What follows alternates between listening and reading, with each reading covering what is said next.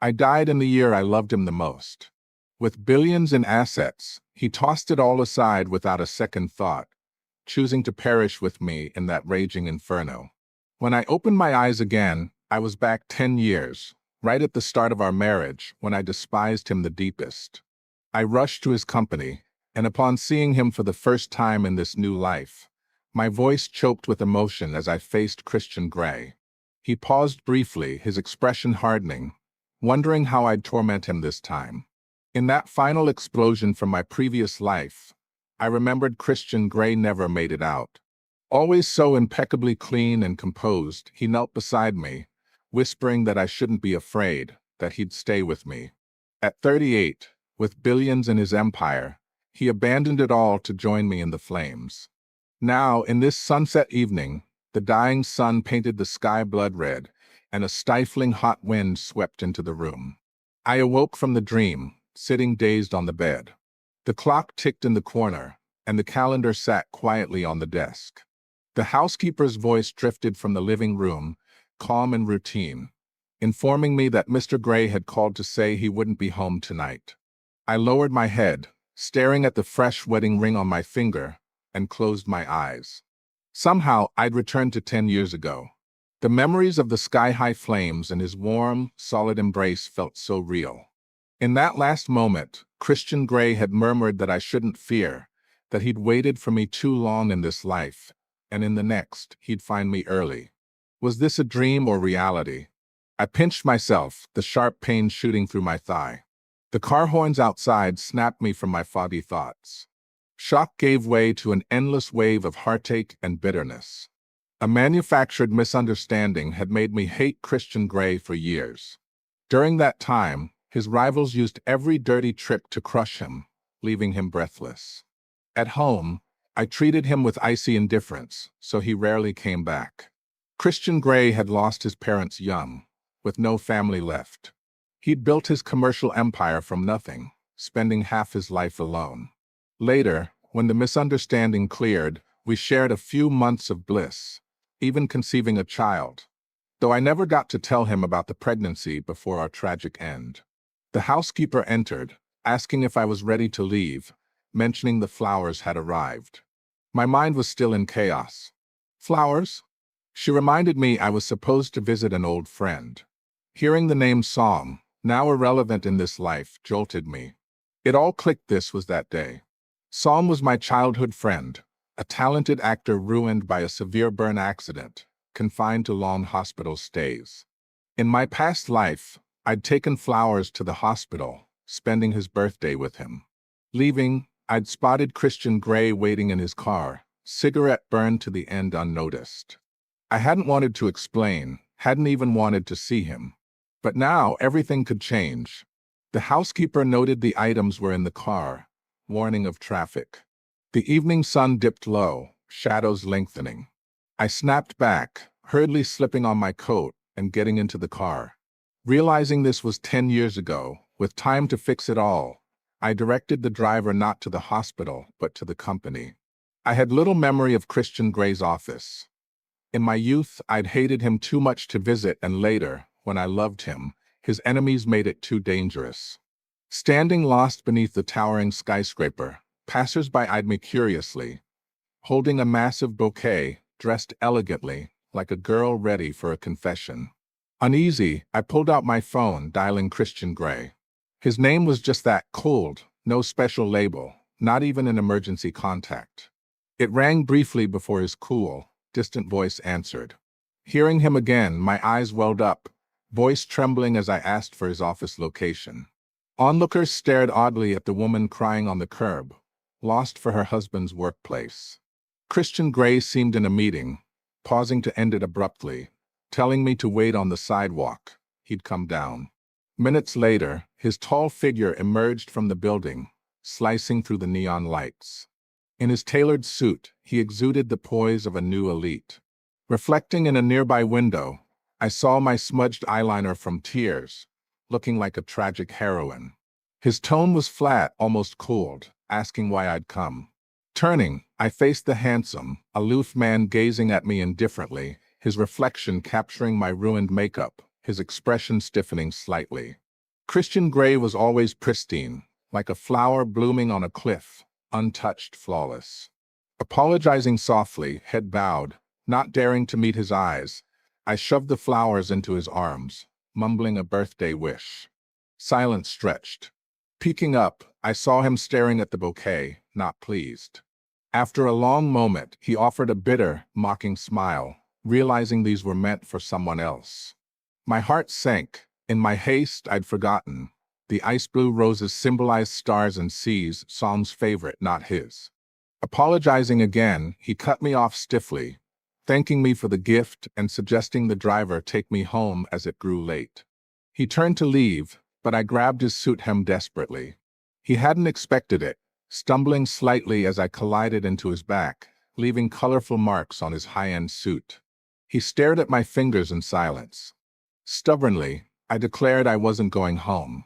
His expression darkened, asking how I'd torment him this time. That question was hard to answer. In my memories, we'd just married, and I was in the midst of conflicts with him. At 23 to his 28, our fights were mostly my one-sided outbursts, saying the cruelest things, even gifting him heart-stabbing insults during holidays. I'd been like the boy who cried wolf. After too many lies, he stopped believing. Recalling how in my past life, after misunderstandings cleared, my direct approach, pouncing on him, worked wonders. This man seemed cold but was surprisingly easy to coax. Yet now, after all his suffered grievances, I wanted to make amends. Thinking it over, I offered to treat him to dinner. He declined coldly, citing work. Undeterred, I suggested takeout, following him shamelessly, promising longevity noodles. Christian Grey said nothing, ignoring me, but clutched the flowers tightly. Passing a trash bin, I expected him to toss them, but he didn't. We entered his empty office. A cold boxed lunch sat untouched on the desk. He'd planned to skip a proper meal. A pang of heartache hit me. I ordered longevity noodles for him. Clear broth, light salt, no scallions, with tomato beef and mild veggies. I'd learned too late in my past life that his stomach couldn't handle spicy, oily, or salty foods. He'd always accommodated my heavy tastes. After ordering, I sat on the sofa, unsure what to say. He unwrapped the flowers for a vase, but the ice blue roses stung my eyes. Without thinking, I snatched them, tossing them in the trash. He froze, staring at the blood prick from a thorn, wearily asking if I'd had enough. No, I insisted, he didn't like them. I'd buy others. He bandaged his finger, eyes downcast in resignation. I dumped the trash outside, telling him to wait. Evening streets buzzed with flower vendors. Though cheaper than florists, I bought every red rose available, bundling them simply. Takeout arrived just in time. Lugging it all back to the 19th floor, now quieter with staff gone, only his office lamp glowed. Easing the door open, he stood at the floor-to-ceiling window, back to me, silhouette lonely like an abandoned stray. The heavy load banged the door. He stiffened, turning sharply. Seeing me nearly buried under it all, he hurried over, taking the bouquet and food with one hand, steadying me to the sofa with the other. Breathless, I grinned, saying I'd bought all the street's roses for him. His handsome face blanked briefly, perhaps unaccustomed to this treatment. Noticing him eyeing the cold lunch, I snapped at him to eat hot food instead, feigning irritation. He glanced over, tension flickering in his eyes. Leaning back, I complained endlessly during his meal about how he ate, picking at veggies, acting picky like a child. Under my nagging, he finished the steaming noodles, even the extra buns and my osmanthus cake. Thirsty from ranting, he handed me water, suggesting I hydrate before scolding more. His expression softened, the icy guard thawing slightly. Restraining the urge to hug him, I proposed we live well from now on. He averted his gaze, silently cleaning up, avoiding a direct answer. Dressing, he insisted the driver take me home, hurrying out as if fleeing. Disappointed, I pondered strategies on the sofa: pounce directly or confess feelings first. A phone ring interrupted, a distant yet familiar voice. My buoyant mood sank. It was Song, asking where I was. My response lacked warmth. He sounded gentle, waiting for our promised birthday together. Memories of past events tightened my fingers until knuckles whitened. We were childhood friends, right? He corrected to family. Family? I repeated, suddenly asking if he had anything to confess. He paused, sighing an apology for secretly eating cake. Trivial lies from someone cared for, while Christian Grey bore everything silently. Chilled, I said I had things to do, wishing him happy birthday and hanging up. Stifled, I recalled his call before my kidnapping, asking my location. Deep in thought, I looked up to see Christian Grey in the doorway, face shadowed, expression unreadable. Hesitating, I asked if he'd heard. He hummed affirmatively, suggesting I leave, car waiting downstairs. Opening my mouth to explain future events, fearing he'd think me mad, I followed him out, guilt surging. Calling his name, I blurted it was Song's call, that yesterday I'd promised the birthday. But today was different. I was from the future. Christian Grey halted abruptly, turning, eyes iced over. Enough, he said, closing his eyes to steady emotions. The dinner was good, and he appreciated the company for his birthday. Staring intently, I saw buried pain in his eyes. His pale lips trembled with each word, like someone in agony. So if I was going to Song in the end, he'd accept it, as the price. In my past life, he'd once said every bit of kindness from me came with greater pain in return. So he never dared hope, always prepared for my departure. Those words now knifed my heart, stirring agony. In that past life on this day, upset me meant his dinner was cold takeout, no birthday wishes, leading him to wait at the hospital. There, I'd told him to stay away. Late truths crushed me. He apologized for overstepping, noting the darkening sky, unsafe. If going to the hospital, hurry. Fiercely, I grabbed his hand, interlacing fingers boldly. He stiffened but didn't pull away, voice low and hoarse, asking what I wanted, if he wasn't humiliated enough. Lifting my head, I yanked his tie, pulling him down. Husband, don't move. 4 words sealed him in place. Tiptoeing, I kissed his cool lips, the elegant pine scent overwhelming as I clumsily explored. Encircling his neck, I pushed him against the wall, soothing from rigidity to shock, then surrender, eyes closing in defeat. His spotless shirt wrinkled into a mess. Unconsciously, he gripped my waist, tightening greedily, pressing us together. Lights overhead flickered on and off, until we parted in darkness, foreheads touching, panting. His tone low, warning not to tease if I disliked it. No, he silenced, saying not to tempt him while he had reason. Go to him. Did he really want that? I whispered in his ear, feigning grievance, not jealous, not angry. Fine with me kissing others? Stimulated, he lowered his head fiercely, reclaiming my mouth, taking control. Lifting me, he tossed me onto the sofa. Before reacting, his hand cupped my nape, kissing vengefully. Smirking inwardly, a stronger dose was needed. He could endure. But developments spiraled beyond control. Alert, I questioned his actions. His voice tender. I'd had my chance to leave. Now it was gone. Flipped over the sofa back, his breath ghosted my ear. Seductive Anna, you're in for it. I'd thought his nature too reserved for extremes, but forgot. In my past life, he was the madman who'd die for me, madness hidden deep. My pleas drowned in kisses. Finally, powerless, I clung to his neck, begging for mercy. He seemed angry, ignoring. Biting back, tears dropped on his shoulder. He froze, stopping carefully. Sorry. Chin on his shoulder, moonlight visible outside. Christian Grey. I'd even thought of our child's name, kept secret in my past life. Don't, his voice raspy, murmuring. You don't believe? Silence answered. He dared not dream of a child. I said 1 boy, 1 girl, a little one for him. But the briefly rational man snapped back to frenzy. Christian Grey gave no more chances to speak, carrying me through the office's side door. It clicked shut, wind howled outside, moon clear.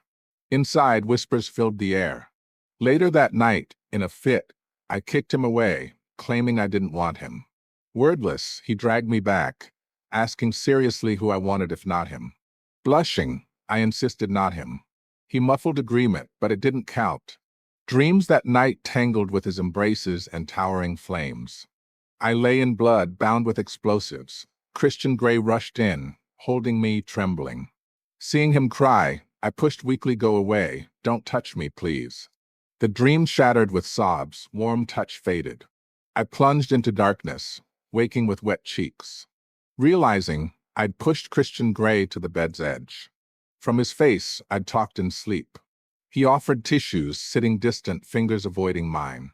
My heart sank, he misunderstood. Calling his name, I explained the nightmare: fire, explosives, him dying with me, so I'd shouted that. "Don't misunderstand." His eyes brightened briefly, then dulled, like understanding led to resignation. "Good," I believed, tucking me in, grabbing a pillow to leave. Calling again, to his back: "You're lying." No response. Hurling a pillow at him: "Go then. Leave me aching alone," flip-flopping jerk. Turning away, burrowing under covers. No wonder young tempers were stubborn. 10 years younger, Christian Grey was bull-headed, not cute. Silence, then the bed dipped. Sighing, he said, "Sleep." Insisting on holding, he complied, pulling me into arms. Night endless, I stared into boundless dark, sleepless. Since rebirth, info nodded my mind: kidnappers linked to Christian Grey, a bankrupt boss. The accident on Song was my second uncle's plot to divide us. These learned in my past life's final year. My whereabouts always protected by Christian Grey, yet kidnapped en route to prenatal check. How did they know? Likely Song's call asking location. And Christian Grey's dying words: "Thanks to Song. Without him, couldn't find you." Blinded before, now clear. My trusted childhood companion of over a decade. What role did Song play? From last night's insomnia, morning head pounded. "Christian Grey, can't get up, you're awful." Kicking lightly, he sighed helplessly up for breakfast. "No." Annoyed: "You're too principled. Don't like young you, mean to me." Snatching blankets, wrapping myself like the older, obedient you. "Go age, don't bother sleep." Writhing to the warmest spot, stretching luxuriously, surrounded by his scent. Slept into afternoon. He'd anticipated hunger, lunch neatly arranged. Room spotless, orderly, except my bed chaos from last night's antics, sheets twisted around him. Say what you will, 28-year-old Christian Grey was innocently pure compared to 38. Shaking off blushing memories, I washed, ate breakfast as lunch, donning his shirt. Opening door, peeking office quiet, computer and video meeting. Sunset slanted, soft glow through windows, softening his innate chill and suit. Heart fluttered, ears reddening. Christian Grey's perception sharp. He glanced instantly, freezing at my attire. Coughing awkwardly, confirming alone, I walked out blushing, sitting opposite, phone in hand. Song had called 5 times, texted over 10, late night, when I'd been hazy, yet no ring woke me. Thoughtfully staring at Christian Grey, he focused ahead, seemingly oblivious. Pretend away. Crossing legs, dangling in his peripheral, uncaring of exposure. His speech hitched. Brief pause, meeting ends here. Leaning back, brows furrowed. "Anna." Last night it was pet names, now formal. That sanctimonious, wipe-clean denial look, as if he were proper. Rubbing his hidden calf, "Mr. Grey, did my phone ring last night?" Eyes down, calmly, not sure. Crossing the desk, tugging his tie-o. Even masked well, to me he was just young. "Anna, office hours," he reminded seriously. If not for ragged breath, I'd think him ascetic. Kissing lightly, "Want more?" Silence, then blunt yes. Another kiss, "Wait next door till off, go home together." Back in the room, Song called again out of hospital. Voice hoarse, nasal, heavy. Stunned by discharge. Not treating. Tone low if unfixable, giving up. Want peaceful life with me. Frowning, "Impossible, married." "What about me?" he asked. "Our promises?" Because face ruined, don't like me? Hesitating, "You said only break up, let's company promote you higher." But promised wait. How long? Sighing, "Countless chances, yet made me wait." My second uncle ruthless for goals. Parents abandoned me young, new families abroad. I was family pawn. Song shown on screen, I cornered by uncle. That night, called him endlessly, he ignored. Next day, seeing his screen kiss, heartbroken, accepted uncle's proposal. Now Song asked if I loved him. No hesitation, I love Christian Grey. Days after, no more messages from Song. Pondered much to catch my harmers, use Christian Grey's power. First, make him accept rebirth fact, lest institutionalize me. Like reborn heroines investigating family destroyers. Info asymmetry advantageous. Curious how he later turned tables? Propped on elbows, I animatedly recounted to Christian Grey, third rebirth novel this month. He listened earnestly. If you like, invest in TV adaptation. Not me liking you. Eyeing my wrinkled shirt. What you like, I like. Persistent, fist as Mike your thoughts? Lately, our interactions harmonious. He indulged me utterly. Yet something separated us. Christian Grey, scooting chair, facing seriously think time to tell. He set utensils, attentive. Bitterly actually, I'm reborn too. Long silence. Brow quirked, lips pursed, he wanted to laugh. Pointing C, don't believe. Continue. He hooked lips, suppressing believe. Going all in, spilled past life events. Initially, like humoring child's tale, assuming ploy. Gradually, brows knit, I'd hit truths. The stabber surnamed Fawn, ex-employee, later independent. Now 10 years back, location unknown. Uncle involved too. Last, beware, interrupted by shrill ring. Both saw screen a name. Since Psalm's note unchanged, Christian Grey's face cooled, reverting aloof. Rising with plates I'll wash. That evasive feeling again, avoiding or fearing. Gritting teeth, grabbing phone, falling to kitchen. Back to door, faucet running. Hitting speaker, Psalm's voice, maybe last call. Background wind howls. Tenseware. High school rooftop.